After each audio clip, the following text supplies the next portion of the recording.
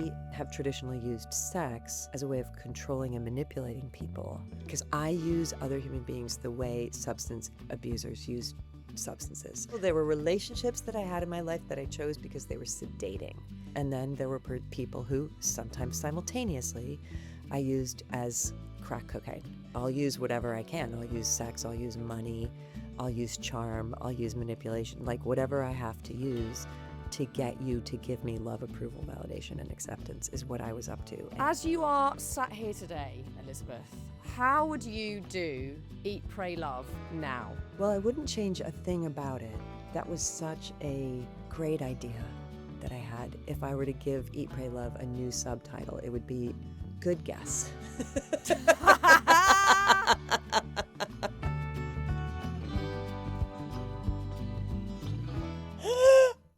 That's So excited. exciting. I know. I literally am like chomping at the bit. I can't wait. Oh, to we do it. can't wait for it either. It's going to be so good. It's come at a good time for me, a very good time where I have lots of thoughts. So I'm excited. Right, Nush, I'll start. See you in a bit. Elizabeth Gilbert. Hi, friend. Oh, God, I'm so excited to talk to you. Thank you. But- I'm so happy to be here. Well, I am more than happy, but it's sort of overwhelming in terms of this book because I could probably talk to you about it for like a week and it wouldn't be enough. Like I would still have more questions. So I'm just going to squish it in and see what happens. Let's see what we can cram in. Thank you. And also, it's so nice to see you. I haven't seen you in a while. I haven't seen you in so long and I wish it was in real life, but you're coming to the UK, aren't you, next year? Yeah. I'm coming in February or March. Yeah. So we'll see. Maybe we'll see each other then. I hope I would so. love that. I would love to do this in real life, but I'm going to do my best in terms of just getting all the points out that I feel deeply passionate about. Because as I said when I announced that this is our Happy Place Book Club pick, it's a book that has changed so much for me. And I think, we get like fatigued hearing stuff like that. Like, this book is life-changing, man. But this is seriously changing the way I think about so much. It was sort of brutal to read and beautiful and life affirming and just all the things. It's just fucking mind blowing. Thank you so much. It is. Thank you. It was beautiful and brutal to live it, and it I was bet. beautiful and brutal to write it, and it's That's, been more beautiful than brutal out here talking about it. But yeah, it's a lot. It's a lot. Yeah, because when I interviewed you last for the podcast, it was in July 2019. Yep. And so not long after Rayya had died, and you were very honest and frank about your feelings of grief and loss and the process of it. But this book feels like another realm of honesty. Like it's a whole other, we're hearing every single thought and feeling that you've got around your relationship, your associations with love and relationships. Was there, say like back in 2019, was there a censorship or a discomfort in talking about certain things? Here's what I think. I think as much as we can know ourselves, this is what I think about me. I think that I will share whatever I know. And if I don't share it, it's because I don't know it yet, or I don't understand it yet. And part of the reason that I did not write this book immediately after my partner Rayya died was because there was so much that I did not understand about what had just occurred or my role in it, and I'm really afraid that if I had written the book directly after she died, it would be a book about what a terribly nice person I am and how this horrible thing happened to me.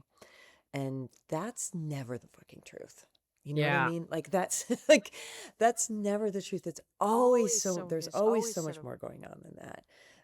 And so for me, I think it took, it's now been 7 years since, like more than 7 years since Rayya died. And it's taken that amount of time that amount of healing, again, a word that we get weary of, but unfortunately, it's what we're here to do.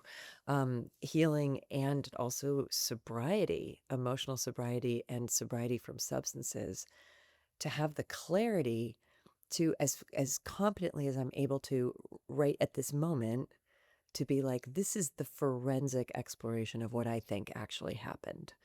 Um, I can't say that it's the capital T truth, but it's the closest I can get to it. And when I spoke to you before, that was the closest I could get. You know, that's all I had. That's all the Mm. information I had Yeah. at that time. But I find And that exciting that there's constantly more for us to learn about ourselves. And, we think we've got a pretty good idea of it, a grasp of who we are and how we fit into the world. And then you go through something or you have a newfound clarity for whatever reason, you're like, oh my God, okay, I'm now seeing everything with a slightly different set of glasses on. That's how I feel even just from reading your book. And I think, like many people that I've talked to who have also read it, for many people, I'm reading about your admission of being a love and sex addict and how the 12-step program has ultimately changed how you view relationships and human interaction. And I'm reading it going, am I that? Like, this is murky waters for me, because a lot of your backstory, and this is the case for so many people I've spoken to, chimes so heavily, like behavior traits, patterns that I've been in, relationships that I've been in. And I guess it's so murky because love is chaotic. Love and sex, they're chaotic, they're messy, they're not linear. They're It's just pure chaos a lot of the time. So I would love to know what your distinction, or whether it's one that you've learned through 12 steps, what that distinction is between, okay, this is love and yeah, it's a bit of a fucking mess, and actually I am a love and sex addict. well, yeah, that's a great question. And I can only speak from my own experience because it's a gray area program, right? If you're an alcoholic, it's pretty easy to tell when you've slipped. You had a drink. You know? Like when you're in these relationship addictions, it's a lot trickier sometimes to see where that line is. And also, by the way, as we saw in my book, even for a substance addict, slips can become very murky, right? Like my partner Rayya was a heroin and cocaine addict in recovery who decided somewhere along the line that it was cool for her to drink alcohol, and did it very secretly, and a very, you know what I mean? Like addicts are always doing sneaky, slippery shit. you know like, and the first person who we lie to is ourselves. Like the first person who I am the best at convincing myself that I'm not doing what I am clearly doing, right? So that's part of the sort of addictive mindset. So for me, I can backwards engineer it. So first of all, the only person in the world who I absolutely know without a doubt is a sex and love addict is me. Like I can't diagnose that for anybody else. I can't even diagnose that for my sponsees, who I work with. I'm like, look, you came to this program because you thought you had this problem. I know I have this problem. I don't know if you have this problem, but I absolutely know for a fact that I have this problem. And I also know that despite all my best efforts and all my intelligence and all my years of therapy and all my eat, pray, loving, like I'm still doing it. I'm still doing it again and again and again, and convincing myself each time that it's different, and it never is. One of the things they say in the rooms of recovery that I go to is it's never about a person, it's always about a pattern. And so identifying what my pattern is and being like, no matter what story I'm telling myself about why it's different because this person is different or because I'm a different person, am I in fact doing the same pattern that I always do and pretending that I'm not? So there's radical honesty that's required in that.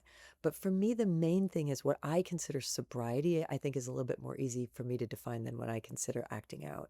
So for me, sobriety, emotional sobriety, which is what I'm so keen to achieve in my life, is especially in the program of sex and love addiction, is any day where I'm not using another human being, right? Because I use other human beings the way substance abusers use substances. So there were people in my life who I used as sedatives.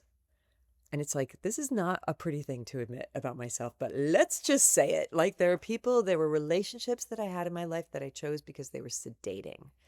And I felt very safe in them, and I felt very reassured in them. And I'm like, they're not going anywhere. I'm anchored in this, and this is my Xanax. And I'm going to use this person as a Xanax or a Valium because I can't regulate my own nervous system and I can't feel okay. But as long as this very sedating person is in the room, then I'm going to feel a little bit better. And then there were people who sometimes simultaneously I used as crack cocaine, people that I used to get high on because I couldn't handle my boredom and I couldn't handle my restlessness. And so this person is extremely exciting, meaning very dangerous. And I'm going to get high on that person. And I'm using them. I'm using them as a drug to change, to alter my mind or mood. Right. So that's sobriety for me is any day where I'm not using somebody. And that's now extended like across the board sort of to everybody. Like I can be in relationships where we're here to support each other and we're here to encourage each other's growth. But if I'm using somebody for anything that I can't because I can't resource it in myself, that's acting out for me, and that's where I have to be like keep my head on a swivel because I will do it very, very subtly. And also like there's certain behaviors that I can't do as a person who has identified as a sex and love addict. And when I say sex, I want to talk about the sex addict part because I could have like protected myself a little bit going out in public and just said love addict because it sounds better. But I have traditionally used sex as a way of controlling and manipulating people in order to get from them the emotional nourishment that again I could not provide within myself. And that's why that it doesn't mean that I was like out here turning tricks. It means that I was out here using my body as a way to generate love, approval, validation, and acceptance, what we call lava, like to generate lava out of somebody that was my drug, right? And I'll use whatever I can. I'll use sex, I'll use money, I'll use charm, I'll use manipulation, like whatever I have to use to get you to give me love, approval, validation, and acceptance is what I was up to. And, um, I'm innocent in it. I recognize the factors in my life that caused me to become so out of control in that way, but it still means that I'm using other human beings, which is completely at odds with my actual integrity. Because my Yeah. actual true nature is one of somebody who wants to be like of loving service to the world, not somebody who wants to drain people so that I can feel okay. You know what I mean? Like Yeah. that's what it is. But anyway, there are certain behaviors that I can't do that other people can do. Just like an alcoholic, the example I always give, the comparison is I have a friend who's like a real low bottom alcoholic. And when she goes to a wedding and there's a champagne toast and they put a champagne flute in her hand for the photo, she actually can't take that champagne flute and put it in her hand. She can't. Other people can. And even some other alcoholics can just for the picture. She knows herself well enough to know, like, I'm sorry, I can't actually even have that in my hand. Mm. So for me, the equivalent of that is like flirtation and intriguing with people who are not available, which is a drug that I have used my entire life. So there's no such thing as harmless flirting for me with somebody else's husband, wife, girlfriend, boyfriend. Like that's nothing I can't. I just can't. My interactions with people have to be really straightforward and sincere. Um, and I can't play those kind of games because I don't have any breaks, Yeah. So that's going to lead me and other people potentially into a lot of danger. So there's a lot of monitoring of like, what am I actually doing here? Do I belong in this conversation? Um, and that's what emotional sobriety requires from me. Yeah. I don't know what anyone else needs. I just know that that's Well, of what I need to course. do. And it's, it's going to be different for everybody, isn't it? But I guess it's such a interesting flavor of abstinence when it comes to human interaction because we know it's vital. And, you talk about those initial moments in recovery where you've got to have some really strict boundaries in place. You need to let certain people go. You need to cold turkey. You need to cut their phone numbers off. You need to not speak to them if they reach out to you. What's the difference between having that level of vigilance and protection for yourself because you want to make these positive changes and actually retreating from the world? And I wonder if you've gone out of balance with it at any point. You know, that's another question that gets talked about in the rooms of recovery a lot. Like, what's the difference between binge and anorexia, right? And that's again something that these gray areas for me, and I can only answer this question by bringing in sort of spiritual concepts, because 12-step is a spiritual recovery program. It's not a self-help program. It's a program of, in all the 12-step world, it's a program of surrender to a higher power, right? Because my best thinking has done nothing but get me in trouble, right? So like I need to tune into some source that's wiser than me. And that can be the collective group, or that can be, whatever one's definition of God is.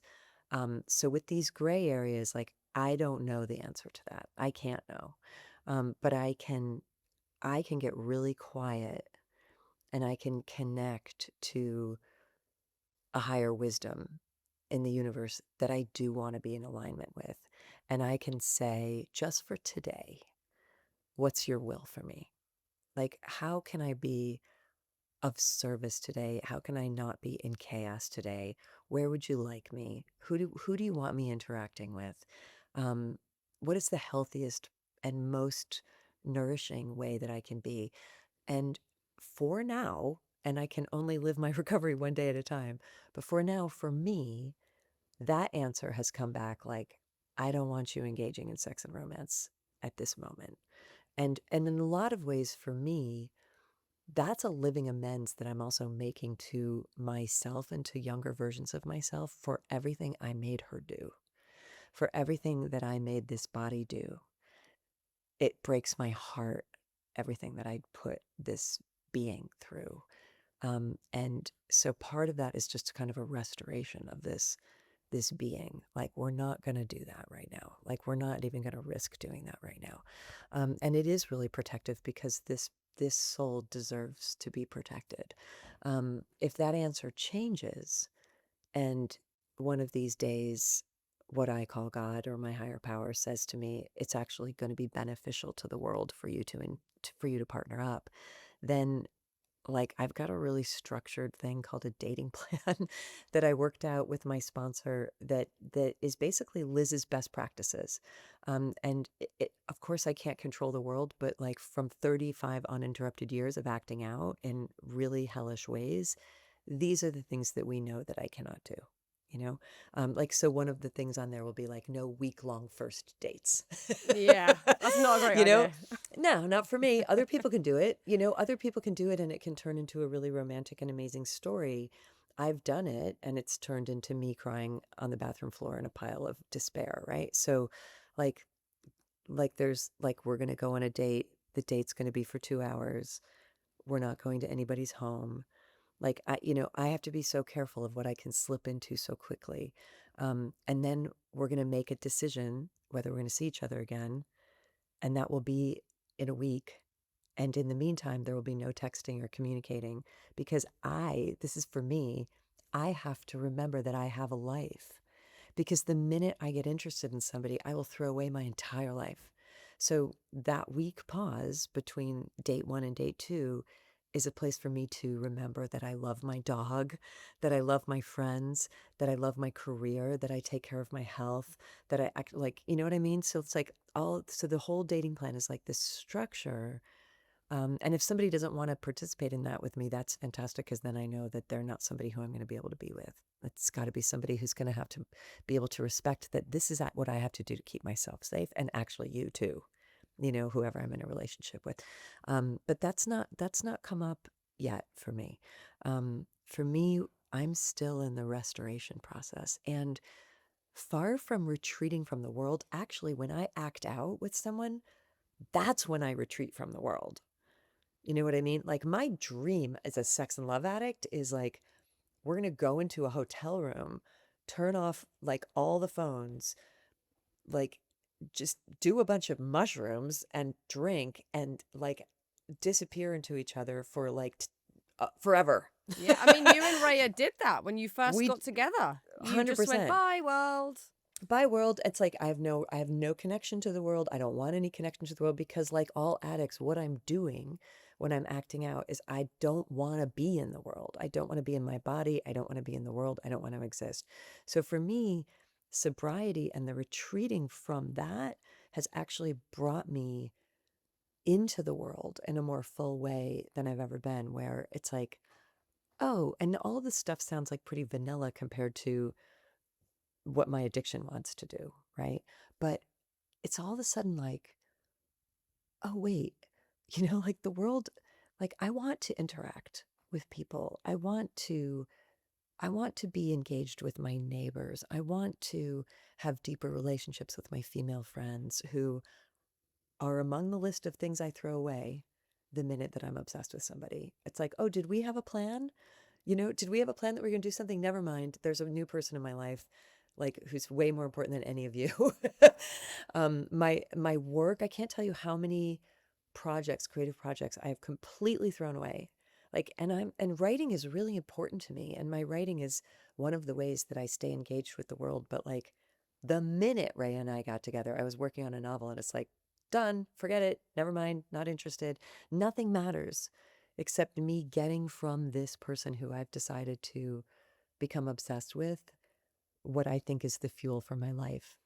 I mean, you're in a really interesting, sort of unique, but I'm sure there are other people out there who have experienced it, situation where, you don't want to put an alcoholic in a bar. That's never a great idea. But here you are as a love sex addict in the world of fame. You've got access to unlimited adoration if you want it. So how do you reconcile with that? How do you deal with that? How do you view your position and people being obsessed with you, knowing that you can get that high off of strangers whenever you want, essentially? Yeah, that's such a smart question, Fern. Um, so you've met my friend Margaret, who I do Letters from Love with, my Substack. She's my best friend from college. We've been friends since we were 19. And a couple years ago, I went to her. I went off social media completely when I was newly sober because of this. I was like, it's not a safe place for a love addict. It's not a safe place for somebody who's spent her entire life looking into the eyes of other people to see if she's okay and approved of. And one of the things I noticed that I was doing was that I was posting things, and I wasn't just looking to see how many likes the post got. I was looking to see who liked it. Because there were certain people who I had decided, and this isn't even about sex. This is about like a kind of prestige that I was looking for. It's like, do these people who I admire see me? And do they see me and do they approve of me, right? Oh yeah. I was doing that every single day. I was doing that every single day since the invention of social media, right? And the recognition and awareness that I was doing that was so harrowing. I was like, "Holy moly. This isn't just about me getting love, approval, validation, and acceptance from my romantic partners. Like I'm doing this with the whole entire world. Yeah. Like if Cheryl Strayed doesn't like my post, it means I'm not in the league of writers that I want to be in, right? Like and so I went off social media for almost a year during lockdown, and it was really healthy. But then that was like a complete abstinence. And then when I was like, well, am in partnership with my publishers, and I do need to sell books, and there is a sort of public presence that I need to have to do that, and I don't know how to do this. I don't know how to do this soberly, and I really like looked inward for what would be a way to be sober on social media. And the way I found was that I reached out to Margaret and I was like, can I hire you to be me on social media? And I'll make the video, but I won't watch the video, and I won't watch the response to the video. And if there's anything I need to know, you tell me. Um, and and then she'll tell me, like just last week she was like, you got a direct message from Fern Cotton. you know like she's like, it's really sweet, go look at it, right? So I'll go into my DMs and I'll look at it, but otherwise I'm not looking. And Yeah. when this book came out, I sent a message to my publishers and my agents and like everybody, and I said, listen, I can't be tracking what people are saying about this book. It's not, so don't send me any of the reviews, No. whether they're good or bad, because the good, as you were indicating, the praise is just as disorienting as the shaming. Yep. You know, the I love you from someone you don't know is just as disorienting as I hate you from somebody you don't know. Yep.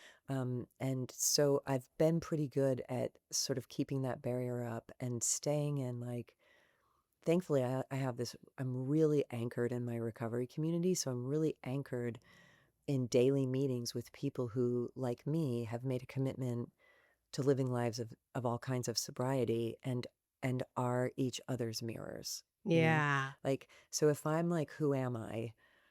I can go to one of my recovery sisters and be like, am I good here? Like, and there's somebody who has the same values as I do. Um, and ultimately what, and I always qualify this, what I call God, which is like not an instruction for anybody else about God, but what I call God said to me in meditation the week this book was published was, if you need to know who you are, you come and ask me.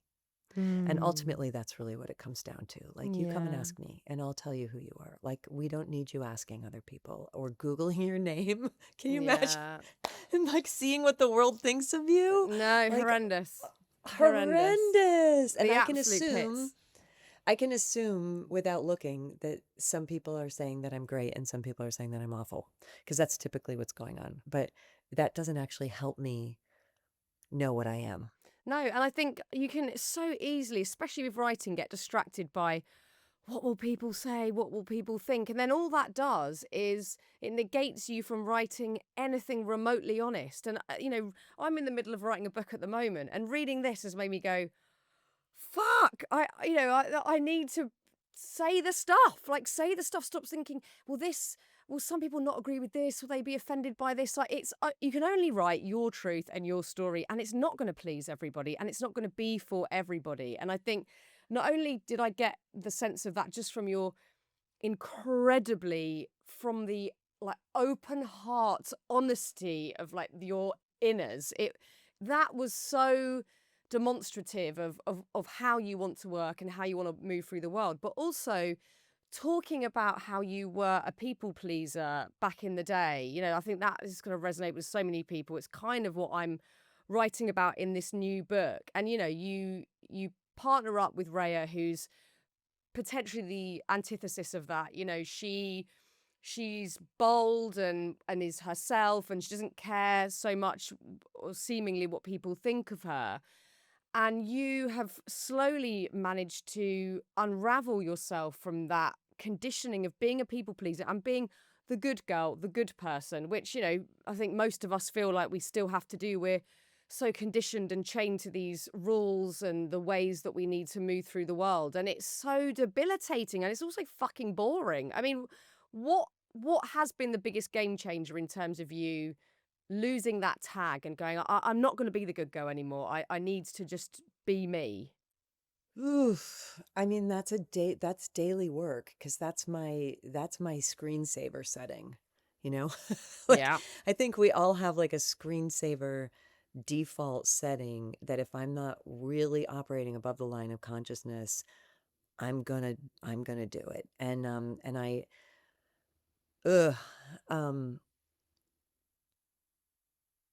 handing this book to my parents, um who are still alive and who I love and whose opinion and regard I want, like whose love and regard and approval I still, at the age of 56, want the same way I wanted it when I was 4, and who I have spent a lot of my life trying to keep pleased, and then from that extrapolating out to everybody, like every single everybody that there is, um, was this probably the scariest part of writing this book. Oh, and also handing it to Rayya's family. Um, and and and both of those things I did long before the book was published. Um, because the opposite for me of people pleasing, which can also be like, well, what's so bad about that? Like, we're nice people, we're trying to, and I think a friend of mine gave me a clue, which was, if you call it by its real name, with like many things, if you call it by its real name, it doesn't look so cute. And if you call people pleasing by its real name, it's actually people manipulating. It's like Yeah. I'm manipulating your impression of me, and I'm controlling my image of me in your eyes, right? And so the opposite for me of people manipulating is this deep fundamental courage, Mm. um, to be honest, and also to be open to being disapproved of. And so handing that manuscript to a number of people a long time ago, and saying, in the case of Ray's friends and family, here's this book that I've written. If there's anything in here that you feel is unfair or untrue, let me know and we can talk about it. And having to be, it still makes my bowels like turn to ice, the thought of that. But I have to do that. I can't call myself sober or in my integrity unless I do that. And that requires this enormous wave of courage to be disapproved of, and to have really difficult conversations and disagree, and be in disagreement rather than constantly trying to make myself be in accordance, with everybody. And with my parents, it was like, okay, so here's a book about me being a sex and love addict. And I'd had that conversation with them a couple years earlier, because I can't live my life in secrecy. I just can't and be well. I just can't. And I just had to sit them down and be like, listen, I'm in this 12-step program. And I could have let myself off the hook and said, I'm in Al-Anon. I'm in the Al-Anon program for people who fall in love with addicts, because we have a lot of addiction in my family, and they would have gotten that. And I am in Al-Anon. Or I could have said, I'm in Codependence Anonymous, because I have this history of codependent relationships, and that's also true. I'm in that program as well. But my foundational, like, home program, like the place where I bleed out and ruin my life, is in the realm of sex and romantic love. And I was like, here's who I am. Here's who your daughter actually is. Like, here is who your daughter actually is. And I got to give them so much credit. Those like boomers who have no therapy Yeah. and live by a very different code, and that code is just not what we're doing, they were like, thank you for letting us know this. My mom Mm. especially was she had some questions. And then when I gave them the book, I was like, here's this book that I've written, and you're going to find out some things that are really probably going to be very disturbing for you. And and and I want to tell you two things. One is, you do not have to read this. It will not hurt my feelings if you don't read it. And I don't want you to be triggered. So if there's, if this just feels like a bridge too far, I totally get it. And two, I don't expose anybody in this book except me and Rayya, which was really important to me in the writing of the book. Like, the only people who I'm showing our darkness is, I don't expose anyone in our family. So you're not exposed in here. Like, nobody's being blamed for the way I am. This is a book about me taking complete and full accountability for my own life. This isn't a book about what anyone did to me. This is a book about what I do to me. And my, that's kind of breaking what we, in one of the other programs in ACA, Adult Children of Alcoholic and Dysfunctional Families, they always talk about like having the courage to break the don't talk, don't feel, don't share rule. And Mm. growing up in a like white Anglo-Saxon Protestant family, don't talk, don't share, don't feel is, we could have had that embroidered as like the rules of the house, Yeah. like, Family coat of uh, arms. family coat of arms. Like, we don't talk, we don't share, we don't feel. And so any day where I break that rule, is a day where I am risking not being pleasing.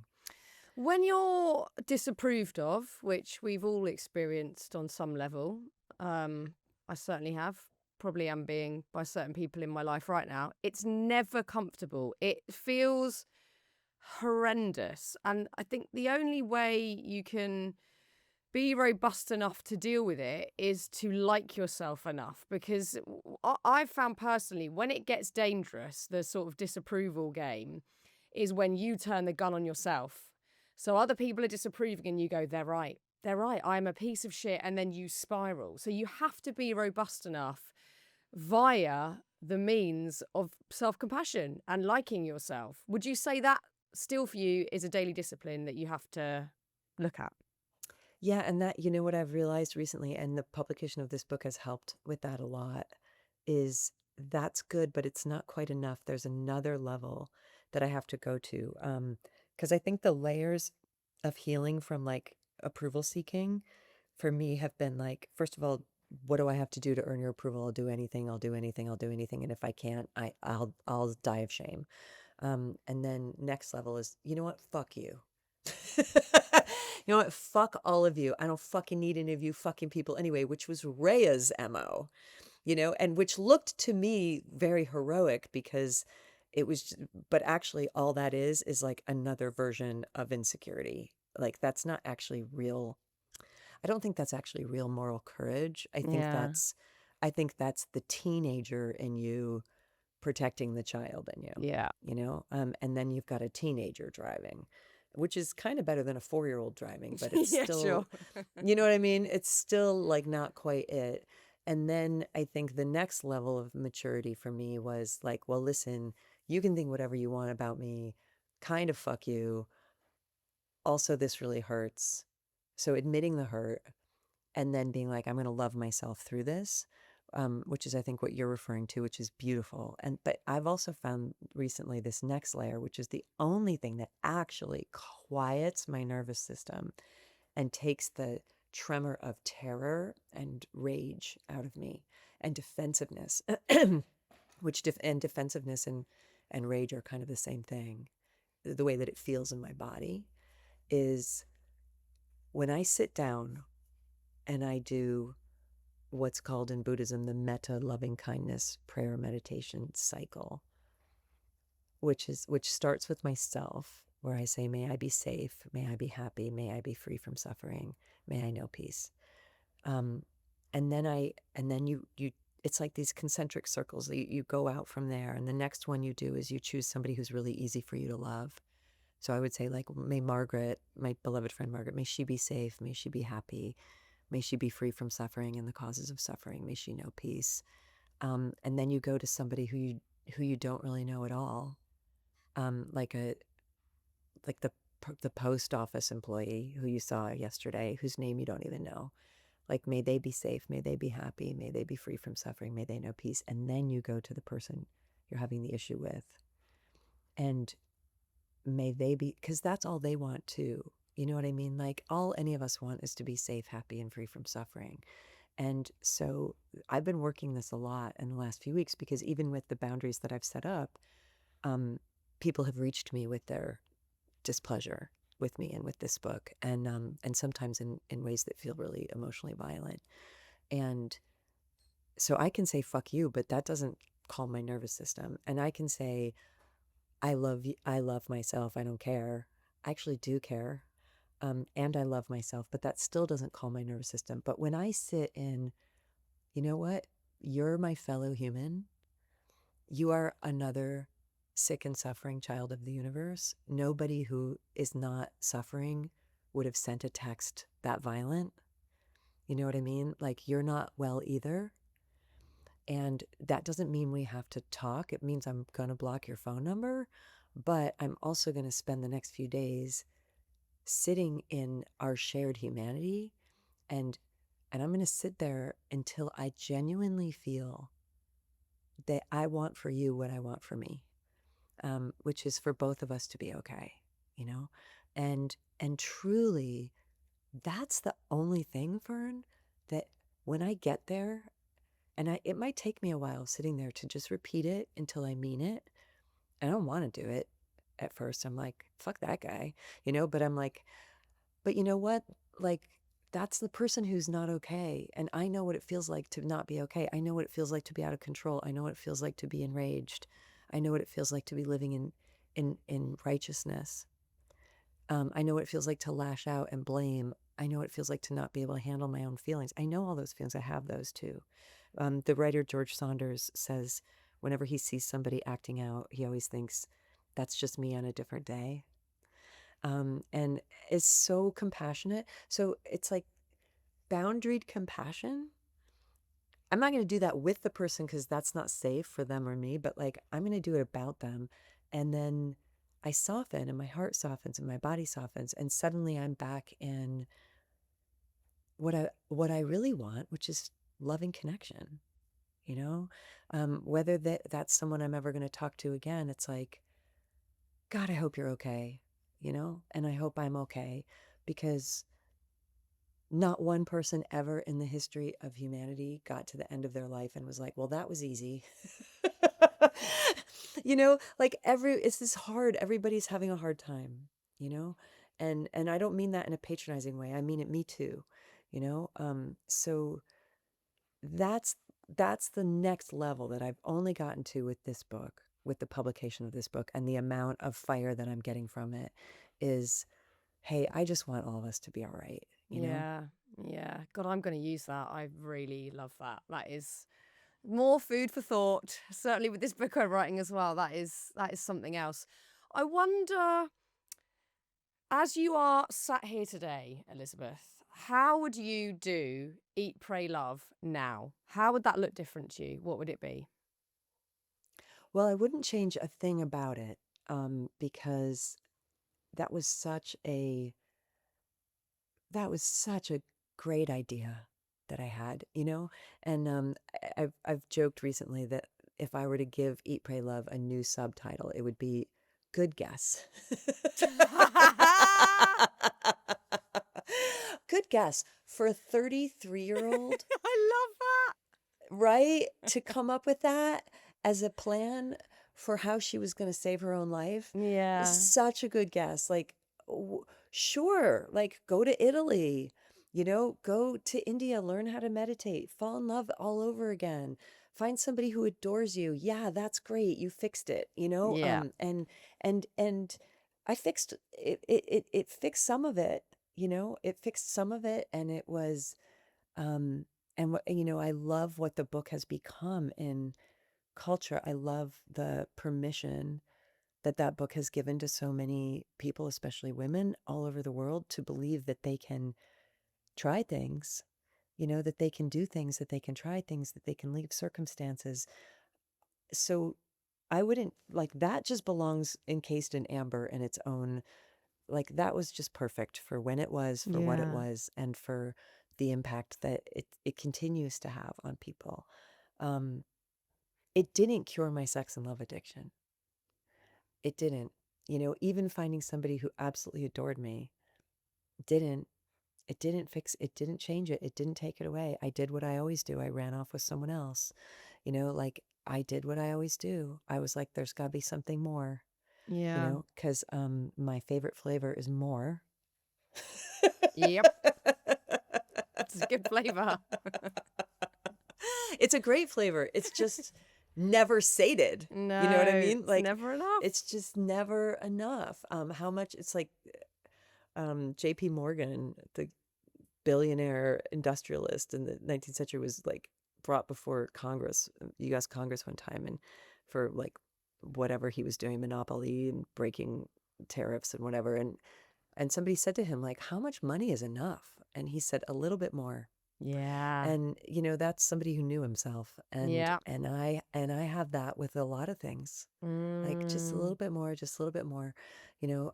So that didn't fix it, you know. Yeah. I It mean, you say didn't in the fix it. book the prey part, the India trip, you got close. Like you what you were doing out there worked, but you just couldn't sustain it. It wasn't sustainable without a plan. Yeah, I traded it once again for the things of the world, Yeah. you know. And I remember when I left India, Richard from Texas, the kind of Mm. amazing, I now think of him as my first sponsor. I just saw his son last Yeah, I week when I was in love that. Austin. I love that. Um, but I was saying to him, I'm like, Rafferty, your dad was sponsoring me. Like I thought he was just being kind and helping me, but he, you know, he was an old AA old timer. Like Yeah. he knew an addict when he saw an addict. And he was giving me like good recovery, but he he said to me when I left India, I was like, I got it, like like I have it. I found serenity. I found peace. And he said, well, just remember groceries. That was his nickname for me. Yep. He's like, just remember groceries. All your suffering is waiting for you in a box by the door anytime you want to pick it back up again. And I was like, I'm not going to pick it back up again. And I 100% picked it back up again. Yeah. So because I didn't have, but first of all, I didn't have the anchoring, identifying concept of you are an addict. And of course I am. Everyone in my family's an addict. You know what I mean? Like one of my cousins said to me one time, like, how in the world did you come out of this family and not end up as an alcoholic, as like a raging alcoholic? And I was like, well, first of all, I have abused alcohol a lot.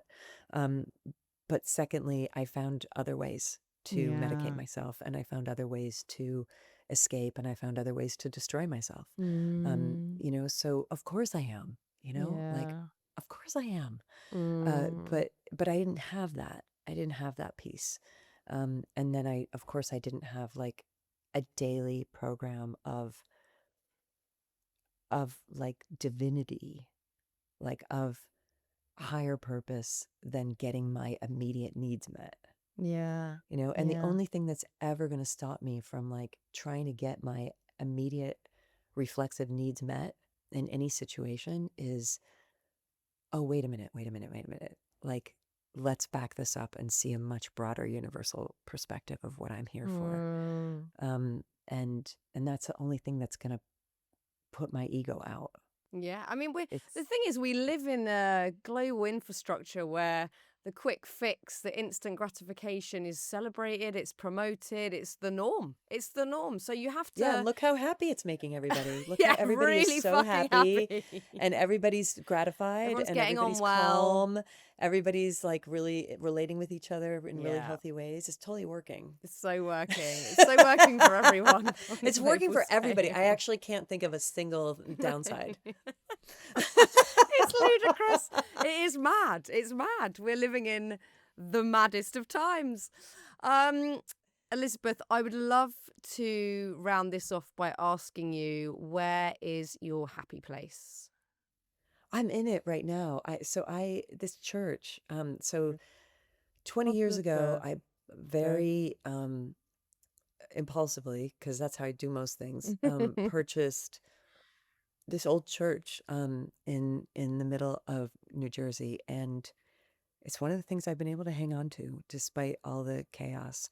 And my exact happy place is that green chair right there. Oh, Like yeah. that's where I meditate. That's where every day I connect with my higher power. That's where my little dog is sitting right now, So you waiting got for the me. puppy, because at the end of the book, Do you want you're to like, see her? yes, of course. At the end of the book, you're like, maybe I could get a puppy and this is going to work out. You've got the dog.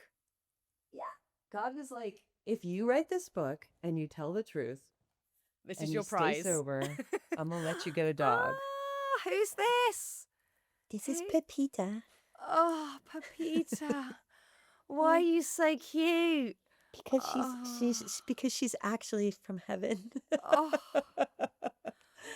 she is She adorable. and she's also just such a good object lesson in the miracles of recovery, because somebody left her in a box outside of a shelter. Look at how she's looking at into your eyes. I know. Oh, God. And then we both are like, we both got a second chance at life, which Oh. the really amazing thing is that that that they just keep giving you chances. By they, I mean like the spirits. They're like, it's okay. We'll just try again.